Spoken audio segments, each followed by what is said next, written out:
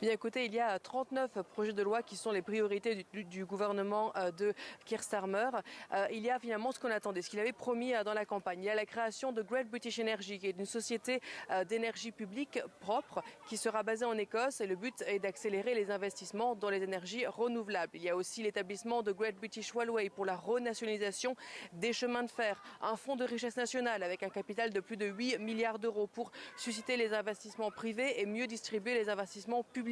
Il y a aussi de prévu un nouveau poste de commande dans la Manche pour essayer de freiner les traversées illégales de la Manche, donc contre l'immigration illégale. Et puis aussi le gouvernement Starmer a promis de construire beaucoup de nouveaux logements. Il y a aussi au moins un projet de loi qui provient de l'ancien gouvernement de Keir Starmer, qui est l'interdiction graduelle de la cigarette en fonction de l'âge. Et Marie, on le sait, le Royaume-Uni ne fait plus partie de l'Union européenne depuis le fameux Brexit, mais le gouvernement britannique veut, semble-t-il, redéfinir ses relations avec ses partenaires européens.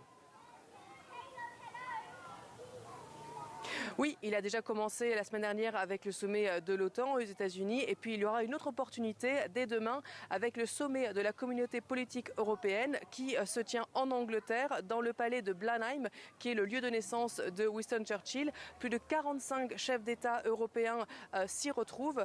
Il y aura notamment 3 tables rondes, 3 grands moments à ce sommet européen: migration, énergie et connectivité, mais aussi défense et sécurisation des démocraties. Évidemment, l'avenir de l'Ukraine sera au centre des discussions des chefs de gouvernement. Keir Starmer veut reprendre une place dans le concert des nations européennes, même si effectivement il ne veut pas revenir sur le Brexit et la sortie de l'Union européenne. Il veut en revanche, il a dit, changer la manière dont le Royaume-Uni s'engage en Europe.